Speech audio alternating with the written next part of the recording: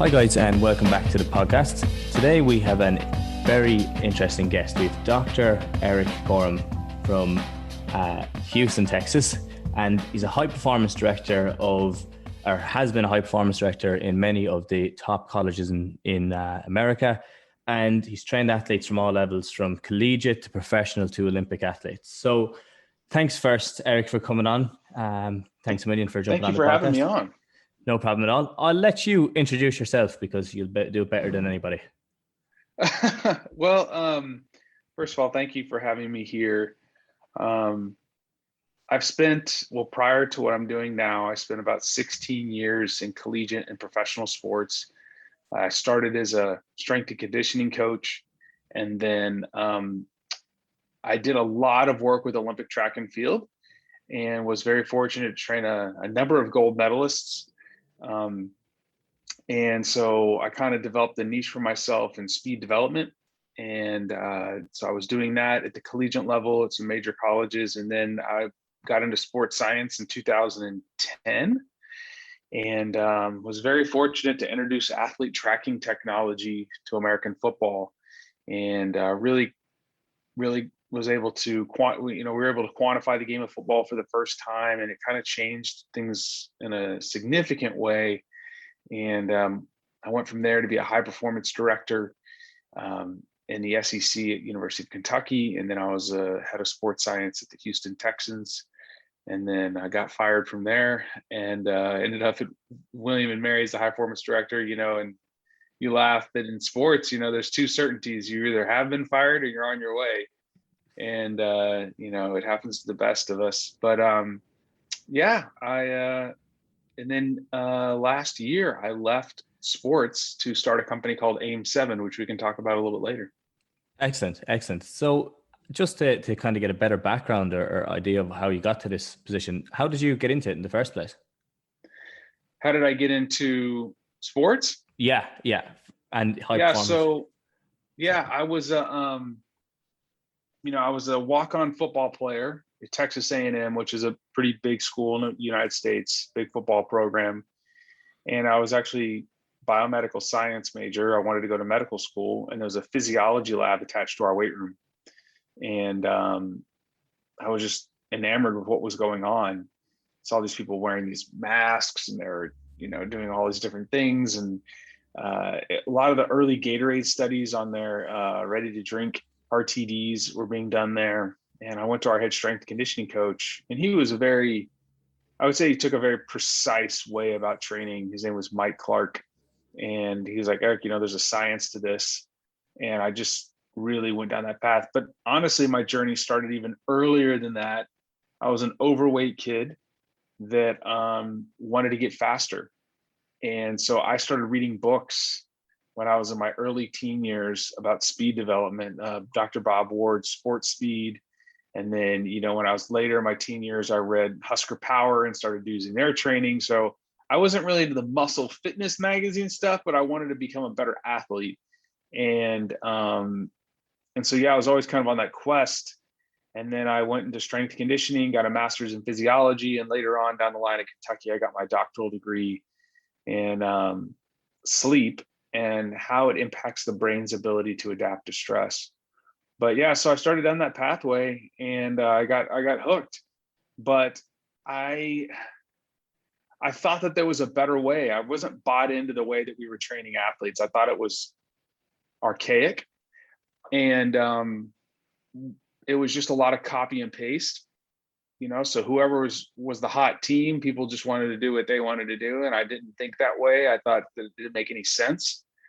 And when I was traveling with some of the athletes for track, I got to just see the world and see how different people were doing different things. And then I got the opportunity to go to Australia for a month and really change my worldview or my view on training athletes. And I was always kind of swimming upstream. And I'd be honest, some of my colleagues didn't like it, but I just didn't care. In some ways, I wish I would have cared. There's just different. I just knew that things could be better, and So I just tried to get it to the feet of the people that I thought were the smartest and doing it the best. Okay, and then I know the feeling of swimming upstream. And do you know from that, like what does a performance director, what does the job entail in one of those Yeah. colleges? Well, this is what it should entail. It should entail managing the physical, psychological, and technical and tactical development of the athlete. So the coaches should really focus on the technical, tactical, developing the culture of the team. The high performance directors should like unify all of these components to lead to better athlete development, and should really have a keen understanding of all these different areas and have a specialty in one. But you got to be able to speak all the different languages, be able to unify processes, and know how to build teams of people that can operate at a very high level.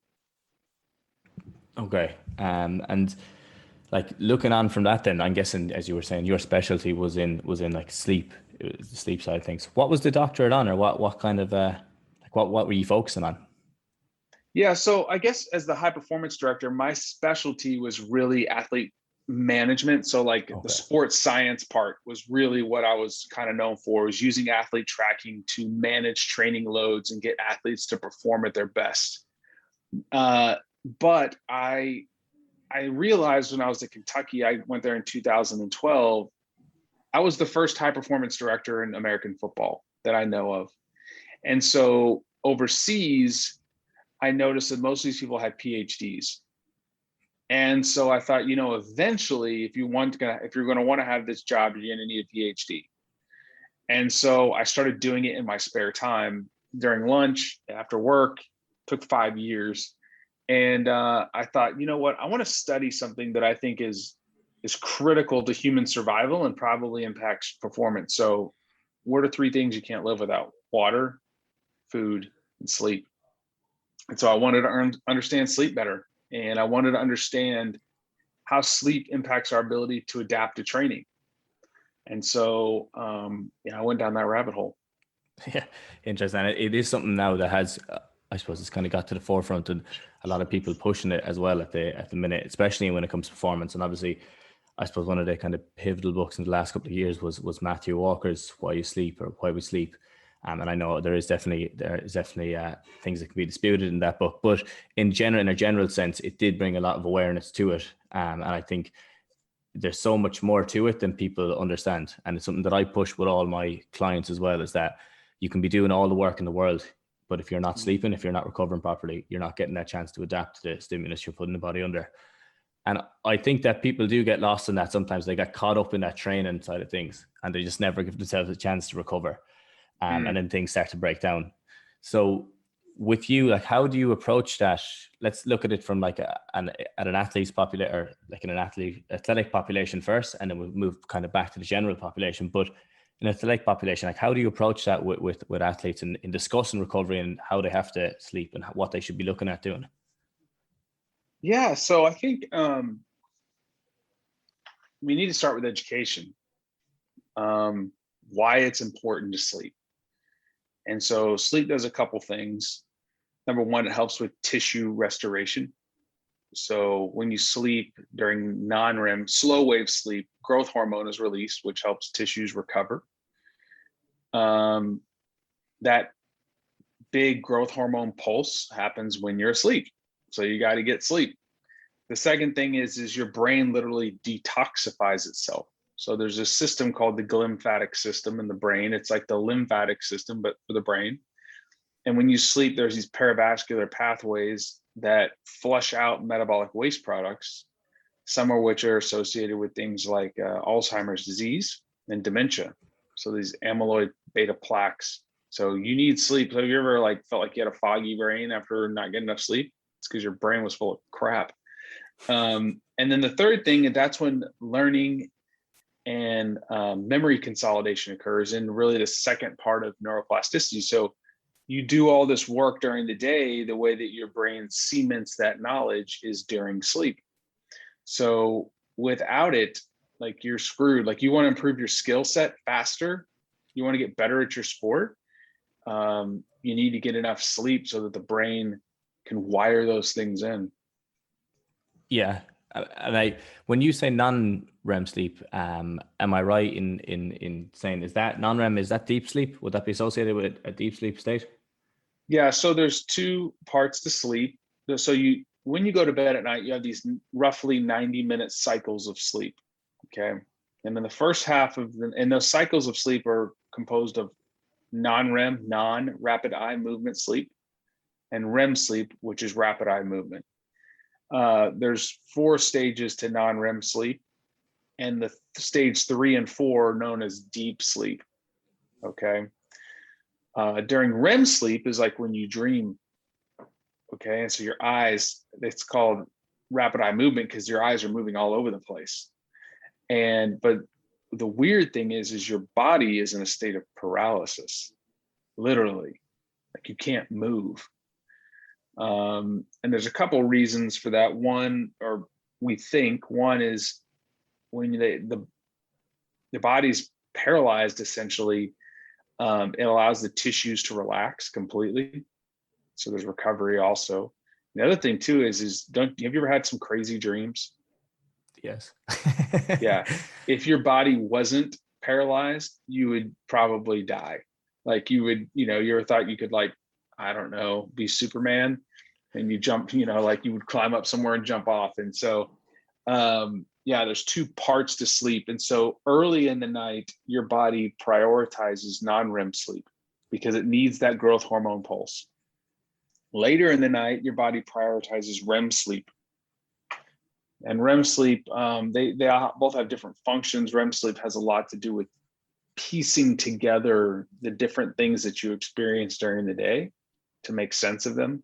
And it also helps with emotional regulation. There's a lot of interesting. So if you don't get enough sleep, you can be really moody. And that's one of the reasons why. And is there ways then that you can, like, first I know the feeling exactly of, like, it is within those last 6 to 8 hours, isn't it, that you kind of get the most REM sleep, and that's when skill acquisition is at its highest, or neuroplasticity is at its highest, isn't it? I think anyway. Now, correct me if I'm wrong, but is there a way of maximizing like the gains of that, or am I just shooting too far there? Is there a way that you can get the best out of your non-REM and then actually the best out of your REM sleep? I think it's kind of fringe. I mean, I couldn't really speak to, like, there are certain things that these weird protocols that I've heard about, but like the key thing is that you can fall into sleep and stay asleep. And that process really begins when you wake up in the morning. But I don't know right now, and I could be totally wrong. I need to do a literature review of like how to maximize the depth of deep sleep. You don't want to wake up. So like you want to make sure that, like, if you're constantly waking up at night, you're going to be pulling in and out, and it's going to be really hard to get restful sleep.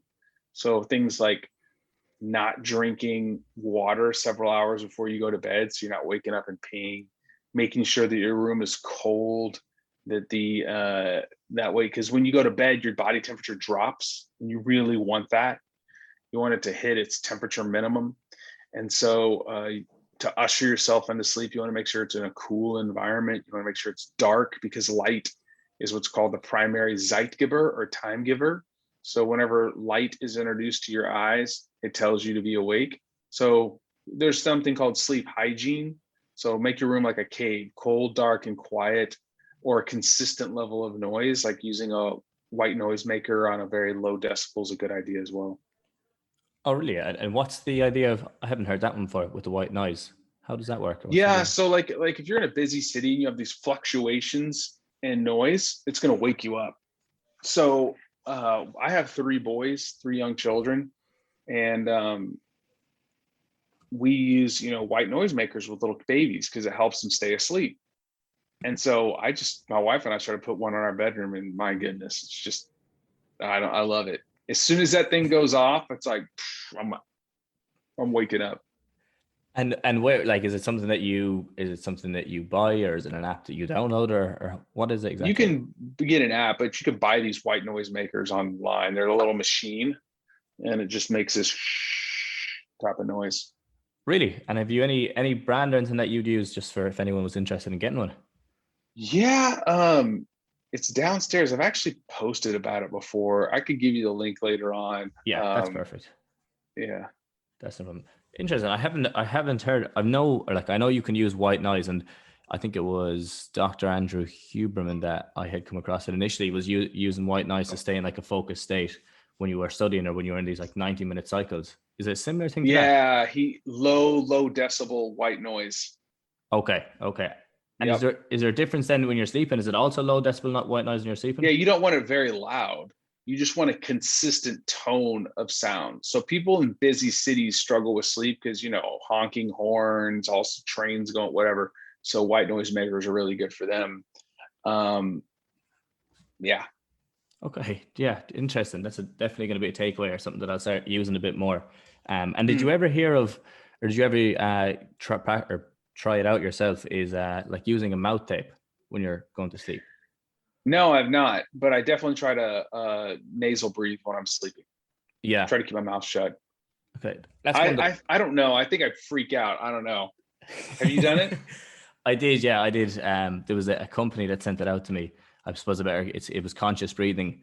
But it was actually Patrick McCown who I came across it first, and he was talking about it. Yeah. And when I tried it out, like the very first night, there's no question I got nightmares. I woke up, I thought there was things in the room, I thought there was in the bed and all, and I jumped out of the bed. But then I realized that it was obviously because there was something on my mouth that I was figured it out. But after that, I have to say that my sleep quality really, really improved, and that I was a lot more refreshed in the morning because I don't know if you've ever done it, but I broke my nose a couple of times with boxing and stuff like that. So from doing that, then I always found that I must have kind of transitioned to mouth breathing because it was obviously an easier way to do it. But I have to say, So do you have a deviated septum? I do, unfortunately. You need to get that thing fixed, brother. I know. Well, it's not. I did get it fixed, but then I broke it again. So like I kind of got it reset, but then I was boxing again. So it's my own fault. But it's not so bad that I can't breathe through one nose. It's just, or one nostril. It is just a bit closed, I suppose. But it's definitely something to try. But as you said, you have to prepare for the worst the first night because it does have its effect on you. But yeah. So I guess moving on from there, then we were talking before this about stress and stress resilience, and I can see how sleep would play a huge role in mitigating the effects of it or helping you adapt it, I suppose, really. So looking at it first, like what is stress resilience exactly? Yeah, so that's a really great question. Like resilience comes down to like being resilient under stress means that you have to be adaptable. You have to be able to adapt to the stress. Does that make sense? Yeah. So if you're not resilient, you don't adapt and you crumble. So stress it can come from a lot of different things. So it can come from different stressors, different sources. So for instance, money could be a stress. You don't have very much, could cause stress. Could be a good thing. Relationships could be a positive or negative stress.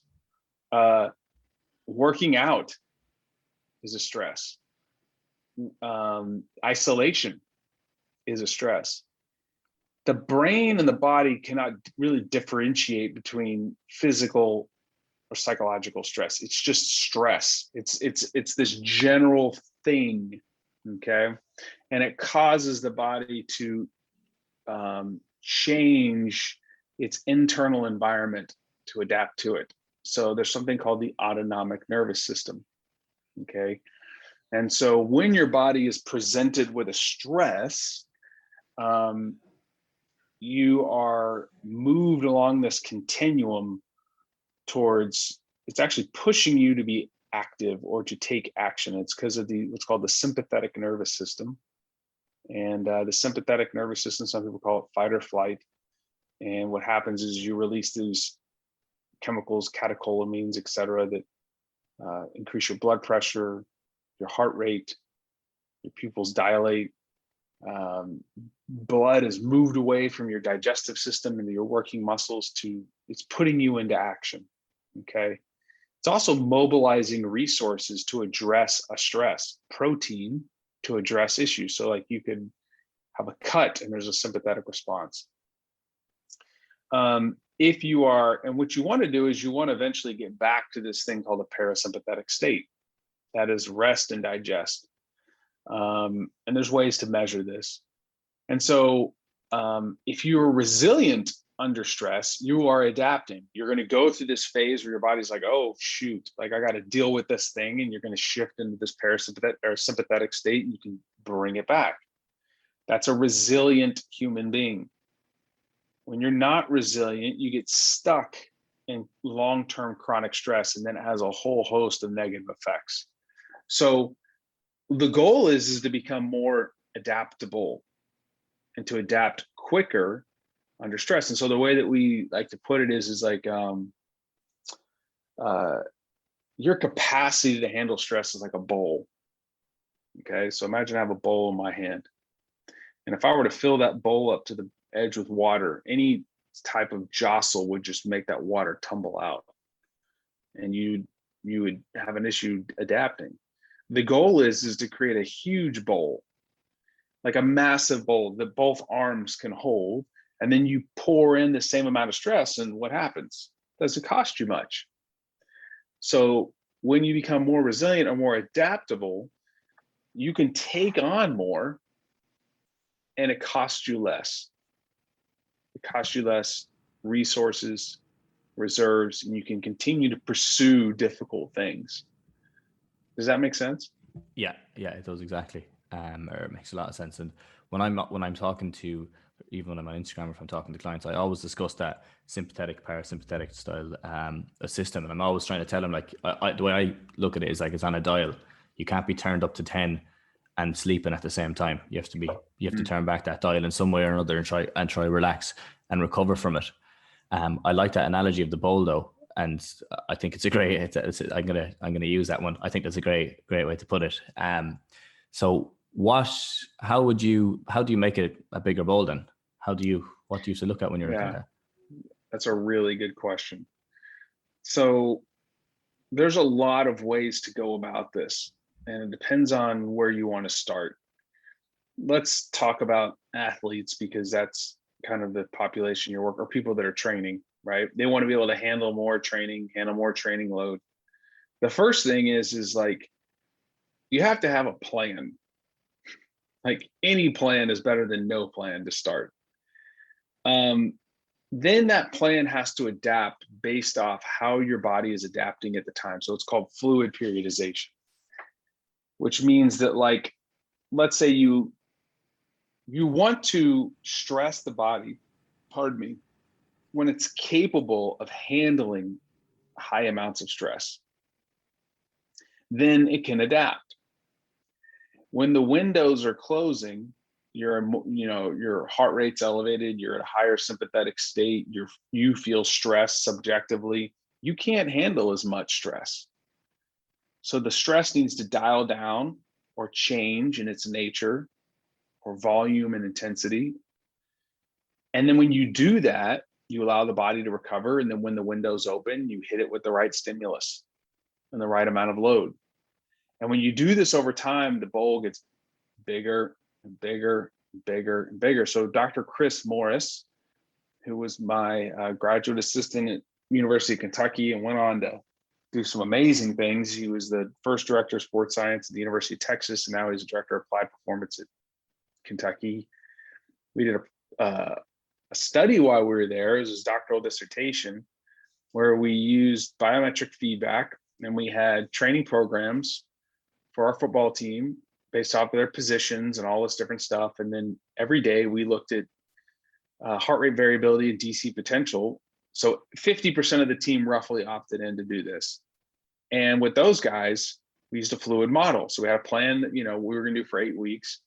But those guys, based off of how were adapting to stress that day, we changed the program. So if they were, just to make it really simple, let's say they were doing amazing, we would do 20% more volume. They were kind of like right where we thought they should be. We just stick to the plan. Maybe they were overly sympathetic, but DC potential was good. We would change this. And if it was really bad, they would just do something else. And after 8 weeks, there was 150 to 500% more improvement with the guys that did the fluid model versus everybody else. And things like peak vertical power, aerobic capacity, all sorts of crazy stuff. And ironically, the commonality between the people that did you look at training volumes, I think it was 13% less training than the guys that weren't using the fluid model. So they actually trained less and got better. Go ahead. Geez, I don't know where to start now with questions on that part, but that's really interesting. How did you first come up with that model of fluid periodization? Was it something that was it kind of like was it drawn from previous research, or was it kind of just from your own knowledge of what was going on? So we were using Omegawave, and I was very curious about what Omegawave was looking at, heart rate variability and DC potential. And then I was trying to figure out ways to use it you can look at different signatures that people have of how they're adapting to stress, and you're trying to get them into a position, like out of one of these corners that they're stuck in, back into the lane, so they can handle more and more and more and more and more. Because ultimately, the athlete that can train the most, train their skill the most with the best quality, is going to be the best prepared.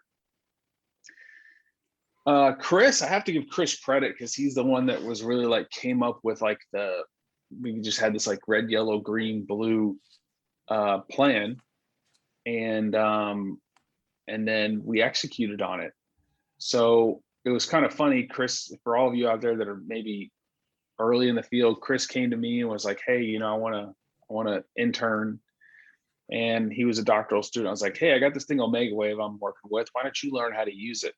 And then he just went down the rabbit hole and was like, this is what I want to do my doctoral work on. He ended up writing the manuals for the company. Yeah, he's really, really gifted. And fortunately, we're working together now for AM7. But that's where it started. And then, I started using it with my Olympic athletes. And I just got, once you look at this long enough, you can just start seeing things. Like I'm working with a group of guys right now, 4 vets, that are doing something called the Talisker Whiskey Challenge. Have you heard of this? Is that where you cross the Atlantic? No, am I wrong in saying that? Yes. Yeah. They started in Spain, and then they end up in Antigua. And these are a lot of guys were in special operations units, and it's a crazy deal. And we're using that with them right now. And we got all this stuff we're trying, because they want, not only do they want to do it, they want to break the world record. Oh, really? And for anybody, it's a 3,000 nautical mile row. If they break the record, it'd be 29 days roughly they'd have to do it in. But if the seas, and that's if the seas, work with them. If it's bad conditions in the oceans, they could be out there for 40 days, roaming 2 hours on, 2 hours off for 40 straight days. And they'll lose anywhere between 14 to 16 kilograms over that period of time. So we're looking like right now, we're trying to help them over the next 16 months as they're training to become more and more and more and more adaptable and more resilient physically and psychologically. So I hope that answered your question. I went off on a little tangent there. No, that's exactly the way I would love, or exactly what I love to see, is that you obviously have a serious interest in it. And I love that you're putting that into practice as well. That challenge in particular, the only reason I knew about it, because I can't imagine a lot of people know about it, is that there is a guy from Ireland that has done it recently enough. He did it solo now, so I don't know exactly how long it took him to get there. But I have a friend as well who's going to, a very, very close friend of mine, who's going for a pretty serious row, but the details haven't released yet, so I can tell you about it after. But yeah, so it's an interesting one. But looking at that, then I'll definitely have to look up that Chris Morris's studies or his research as well, because that's really interesting. What exactly is a Megawave? I haven't heard of that before. Yeah, Megawave's been around for a while now. It's very high resolution. It's, use it for elite athletes. For a lot of their stuff comes out of work done in the former Soviet Union. So the heart rate variability stuff from Bayevsky, where he was working for the Soviet cosmonaut program, and they were looking at how that's really where heart rate variability came from, is they wanted to see the long-term effects of space flight. And so you can measure how the body is adapting to stress. And then DC potential is it's a slow cortical potential of the brain that represents how all the subsystems are adapting to stress. So heart rate variability is easily manipulated. You drink a cup of coffee, you can increase your heart rate or decrease your heart rate variability. Breathing, if you have really deep, long breaths, you can change to more higher frequencies. But DC potential is a very stable millivolt potential that only changes with consistent and enduring stimuli. So that's what I looked at for sleep. And so it's like basically the battery of the brain. And when you're in these optimal states, you can acquire skill faster, you can adapt to stress faster. And there's some papers by Landon Evans and Kyle Peterson where they're actually able to look at DC potential and predict sprint performance at the collegiate level. Really amazing stuff. So Megawave is used a lot in military special operations, at least here in the United States. It's an international company, though. They're out of Finland. Okay. Yeah, I'm gonna have to look into those as well. I'll have a lot of research to do in the next couple of days. But so we kind of don't breeze over it, for the people who don't know, what do you mean by heart rate variability, and how does it? Yeah, so heart rate variability represents it's the beat to beat variability of the heart. So if you ever see a medical TV show and they show the EKG and they see the beep, the big spike, and then beep, so you can do some math on the amount of milliseconds between each beat. And that tells you the state of the autonomic nervous system. So for instance, you want more variability between beats. You don't want it just to be beat, beat, beat, beat. You want that to be like beat, pause, beat, beat, beat, So the more variability, the more parasympathetic tone you have, okay, which is that rest and digest state. You can have a low heart rate and still have low heart rate variability and still be in a state of tension. And so by measuring heart rate variability, you can see how somebody's autonomic nervous system is adapting to stress under rest, okay? And this is commonly used everywhere. So if you have an Apple Watch, you turn the Apple Watch over, there's a little laser on the back, and it's sampling for your heart rate, and they can measure heart rate variability. You used to have to do it with a chest strap, and now you can do it with like an Oura ring on your finger or these, watches on your wrist. Okay, and when you're talking about DC potential, then, and how that's consistent, enduring stimulus, is there a case for using heart rate variability in looking at how well recovered somebody is? Yeah, there is. I think you can use them for different things.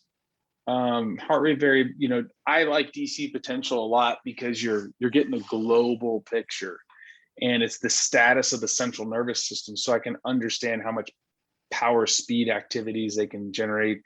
I don't want to go into all the details, but you can look at these curves of the DC potential and you can really understand how their ability to spontaneously relax.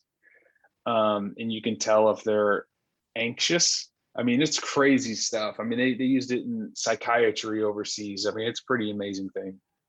And how is it something that's available to everybody looking at TCA? Yeah, you can get Omegawave anywhere. Okay. It's expensive, several $100s, and it's an app, and you have to pay a cloud fee, and you got to buy these little patches. But if you're a serious athlete, and you know somebody, they've made it pretty user friendly.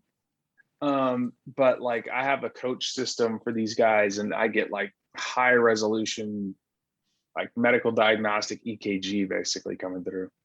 Really? Okay. And is it done then? It's an app, but do they use like an Apple Watch? Do they use an Oura ring, or do they give you? No, they use their own hardware. Oh, did they? Okay. Yeah. So you have to get their hardware. That's the expensive part. Fair enough. The system used to cost tens of thousands of dollars, and it was a standalone, and then they figured out a way of making an app. Nice. Okay. All right. So looking at that and moving on from there, then, We were talking about stress resilience. We were talking about how to make the bowl bigger, and I was kind of saying, how do you cultivate resilience? When you talk about that, is that like managing stress better? So what tips would you give to somebody to manage stress better, to build up their resilience to stress?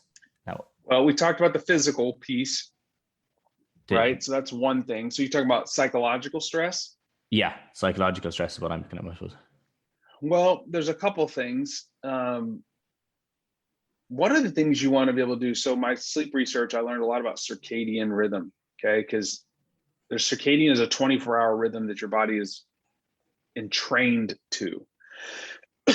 And light is the primary time giver for your circadian clock.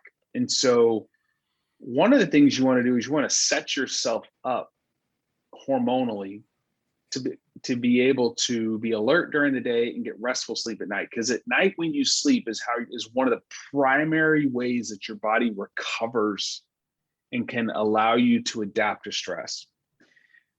If you don't get restful and fulfilling sleep, you're going to have a very hard time adapting to stress. So one of the things you can do to set the conditions for it is, and I talk about this in my social media, is anchoring yourself on the sun. So for instance, when you wake up in the morning, within 30 to 45 minutes of waking up, you want to go outside and see the sun for at least 5 to 10 minutes. I take a walk first thing in the morning, because what that does is it sends a signal. There's these special cells in your eyes that sense light, and it sends a signal up above the roof of your mouth. Is this thing called the suprachiasmatic nucleus, the SCN. And it entrains your entire circadian clock. And then it sends a signal literally to every cell in your body that it's time to wake up. And it does that through temperature. What that does, though, is it spikes your cortisol level, which is something you want in the morning, which makes you feel more alert. And then 12 to 16 hours later, it kind of sets off this timer where your body will then increase melatonin, which is a sleeping hormone. So now your body's in a state where it's going, okay, it's time to be alert. And then at nighttime, actually, when the sun goes down, you actually want to go out and see the sun, because there's different quality of light that will help anchor your circadian clock. So your relationship to light is very important. When it gets, like right now, it's 8:40. I should be turning these lights off here pretty soon here in the US, 8:40 p.m. But usually around like in the night when the sun goes down, I try to turn the lights off in the house, because I want my body to start shutting down, okay, so I can get into sleep. So the first thing you need to be able to do is to become more resilient is you need to get restful and fulfilling sleep, okay? So you got to create the conditions for that. The second thing is you got to be able to control or be aware of where your attention is. So Dr. Peter Haberl is a senior sports psychologist for the US Olympics, and he's actually on our team at AM7. And he has a statement, he says, or a phrase, attention is the currency of performance. So like every athlete wants to control their attention. And there's this myth that elite athletes and elite performers don't experience stress. And that could be nothing farther than the truth. So Chris Hoy, I don't know if you know who that is. He was a cyclist. Sir Chris Hoy for the UK, the greatest cyclist of all time. I think he won 5 or 6 Olympic gold medals.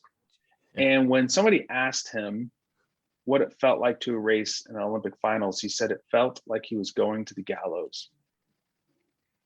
Like he was literally going to be executed. Do you think he's experiencing stress? I'd say at a fairly high level, but you would expect it at that level. Like. Absolutely. But what did he do? He said that he would grip his steering wheel. He would feel his feet in the clips.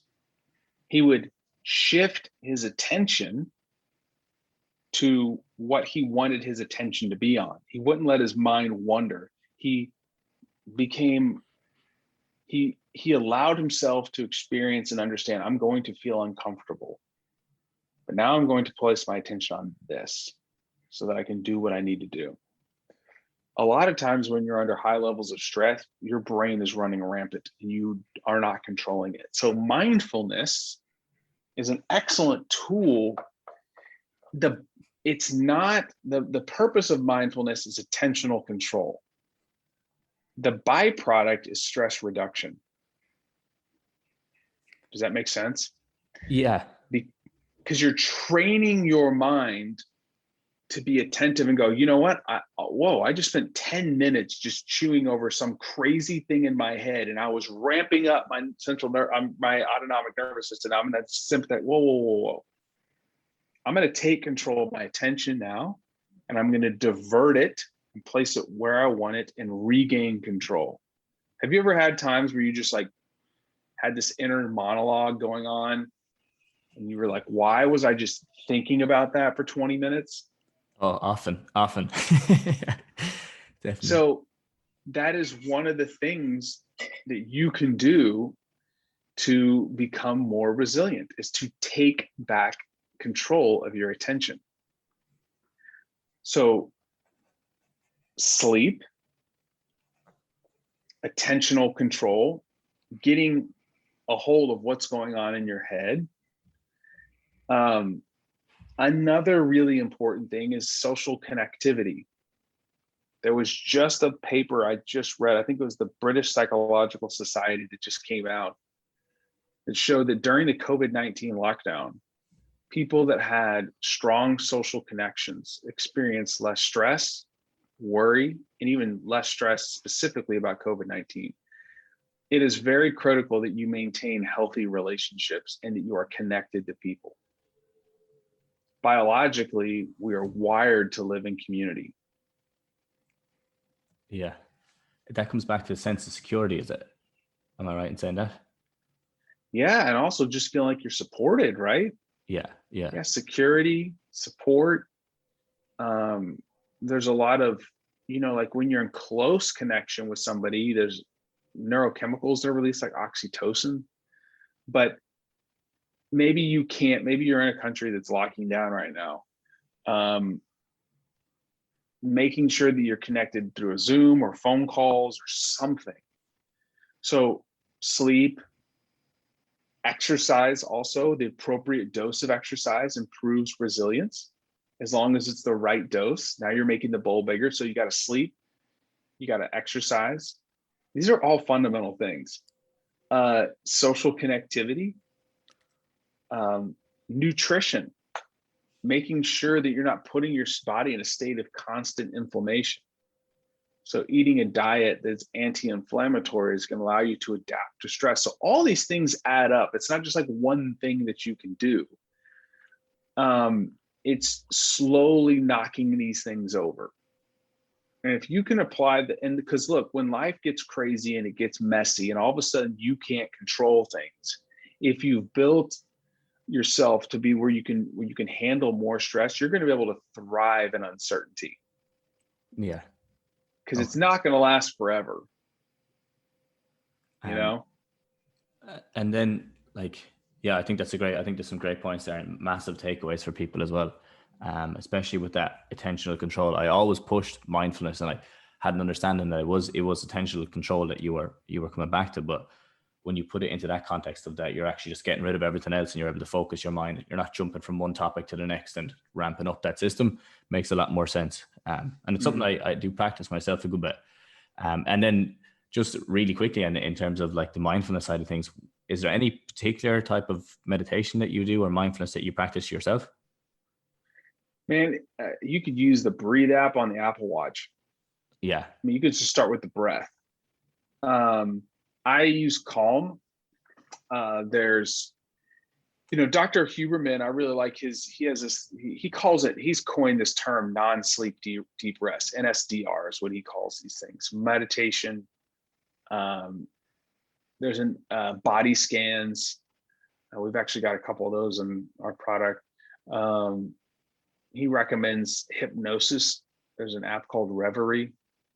But it's anything that's like, you could do Headspace, you could do Calm, you could do Abide.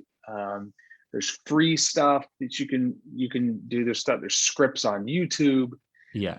The key is that you're bringing attention and focus to something, and you're able to maintain that attention and focus and you're able to maintain a sense of curiosity.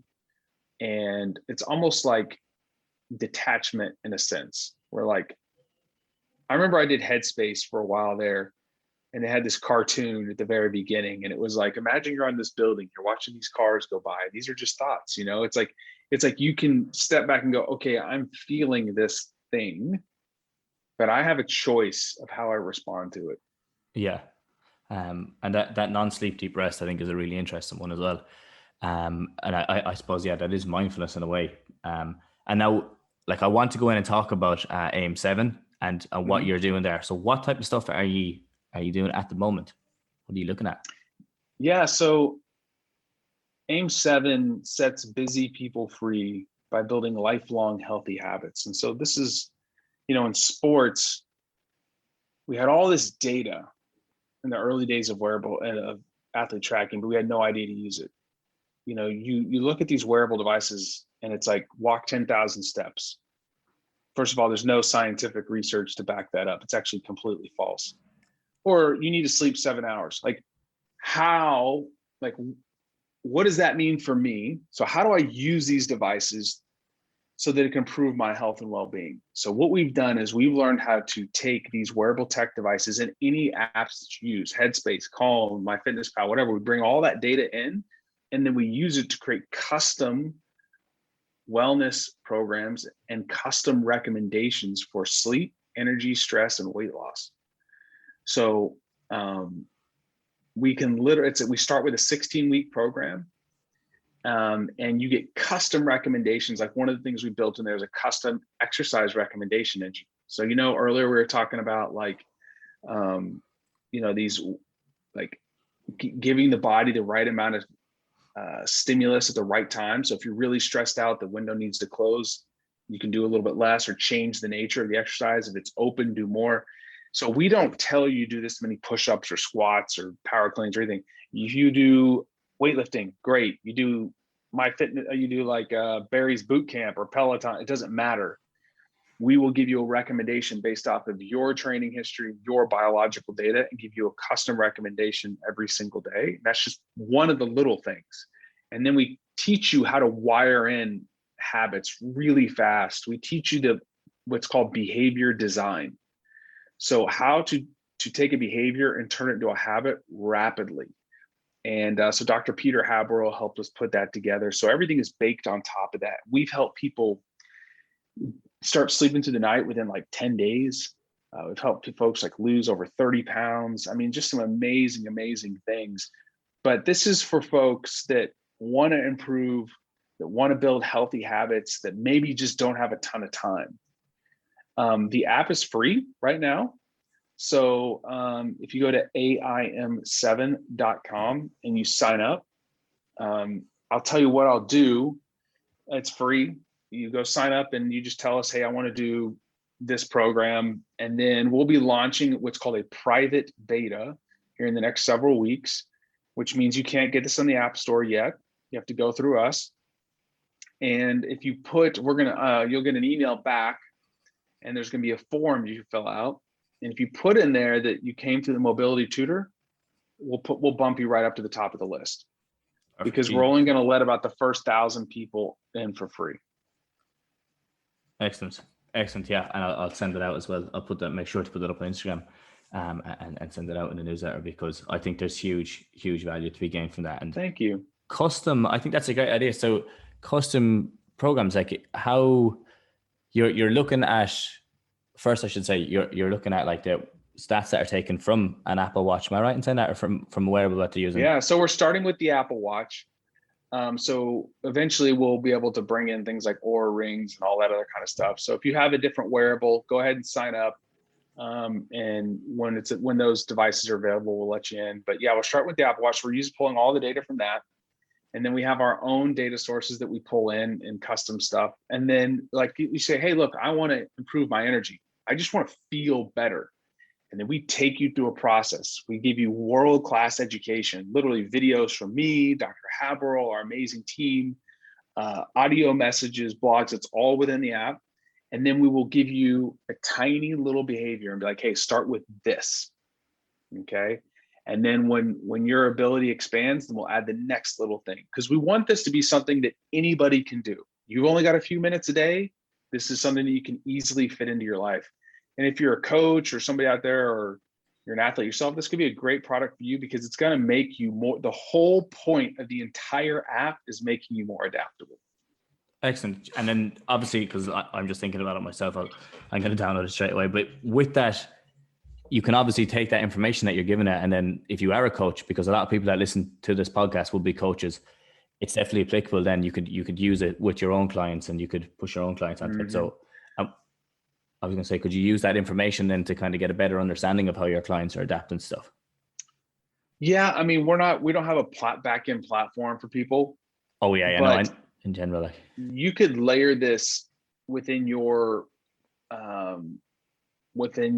programming, or you could layer this within for your clients as a freebie, because it's going to help them become more resilient, and they're going to be able to. So there's gyms, like, we're not going after like hardcore athletes, right? We're not going after, like, if you're a CrossFitter, we'd love to have you, but we're not like saying, hey, we're for this group of people.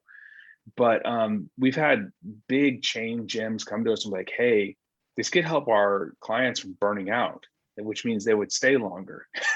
So, but really, if your mom would benefit from this. Your brother or sister or whatever that's got 2 kids and is barely surviving, and they want to just feel better. They want to sleep better. They want to, we're building this for the general population, but if you are a training athlete, you'll definitely find benefit from the education alone. You're going to be like, we're taking the most cutting edge research stuff that most people don't have access to, and we're giving them access to it. Excellent. And the guys that you have involved in it as well, from you were saying that Dr. Chris Morris, Dr. Peter, is it Haberl? Yeah. Haberl. And then we have Amanda Nybert. She's a registered dietitian. She's a weight loss dietitian that worked in a clinical setting, and she built a multiple 7-figure business. And we were looking for somebody that could help us with our models, and she was perfect. So she's done all the nutrition education. She's a dynamo. And we've got some amazing people in the world of machine learning, because the way we're delivering this at scale is a brand new technology called decision intelligence, which is the merger of machine learning and human expertise to make better decisions that lead to better outcomes. So we can scale this to huge numbers, because the experts are training the machine learning models to create more and more customized recommendations. So as time goes on, these recommendations get better and better and better and better. So they grow with you. That sounds, excellent. I'll definitely be looking into that and pushing that myself, because that sounds like something that a lot of people could take control of, especially with the fact that people just are using so many different apps at the moment. Yes. One thing to trying to keep on top of everything is difficult. So the fact that it's putting it together is a great idea. And I think you're definitely onto something there. Thank you. We're coming up with that. But yeah, I think we're going to leave it at that, Eric. So I must say first, thank you so much for coming on. I think the value that you provided in that episode, it's not something that should be taken lightly. People are going to listen to that a couple of times to try to take it all in, because you really went into detail on, I suppose, on the high performance side of things, but how that's applicable to people, to the general population as well. And that's exactly what I wanted to look at. I first thank you so much for doing that, and thank you for coming on. Thank you very much for having me. I really appreciate it. No problem at all. And the next thing is, where can people find you? Yeah, so you can go to aim7.com, AIM7. You can also find me at erikkorem.com, and you can sign up for my newsletter. I also have a podcast called The Blueprint, and we explore the journey of high performance across multiple domains: elite athletes, military, art, education. And then it's Erik Korem on all platforms. Instagram is probably where I'm the most active, or LinkedIn. Yeah, good stuff. Perfect. Okay. Yeah, so that's definitely check Erik out on Instagram, LinkedIn. I actually follow you on LinkedIn as well. And definitely check out the podcast. And to be honest, the podcast is very interesting. You've all types of guests on that. I was even looking at the guy. What was his name? I was listening to the podcast. He was in prison for a while. And Damon West. Yeah. Jesus, that was an eye-opening podcast. Yeah, he was bestseller book about that guy. Absolutely amazing. We just we're about to release one with Dana Perino. She's the head. She's the news anchor for the 5 in America's Newsroom on Fox News. I mean, we've been getting some amazing folks, because high performance just isn't just for athletes. No, it's you can learn so much from, like, we had this lady Wuhan on. She was like one of the best musicians in the world. For the Lincoln, she was the head of the Chamber Music Society at Lincoln Center in New York. One of the best interviews I've ever done. She epitomized. Her name was Wuhan. And I think it was in episodes 30s or 40s, somewhere in there. Amazing podcast. Fantastic human being. Perfect. Yeah. So I'm going to go back and check that one out now. But yeah, so that's what we better leave it at that. Or we can be going here all day, because I definitely have 1,000 more questions, but I better let you go to your day, and I better go to stuff myself. But thanks a million again for coming on, especially with, I know the time schedule is different. At the moment, I'm in Indonesia, you're in Houston. So we're 12 hours apart, it looks like, at the moment there. But yeah, I got everything covered. I appreciate that. And guys, thank you very much for listening. So check out Erik on all platforms. That's everything for today, guys. So thanks again for listening to that episode. Really enjoyed it. And I went into a lot of detail on recovery strategies, which actually was something that I wanted to delve into a bit more. But I had to be respectful of time as well. So hopefully we can get him on again in a couple of months' time, and hopefully be able to dig deeper into those. So yeah, that's everything, guys, from me today. Thank you so much for listening. If you enjoyed this episode, I'd love it if you could share it on your story. It's the best way for me to get the podcast out there. It's the best way for me to get better and better guests each week. So if you could do that, that'd be excellent. Also, if you're listening on iTunes, I'd love it if you could subscribe and add a rating or even a comment. Go a long way. And yeah, that's the basis of it now. If anyone has any questions of anything that we talked about or on anything, either get in contact with myself or Erik, and definitely check out that AM7 app when it's out. But that's everything from me today. Hope everyone is doing well out there, and have a good one.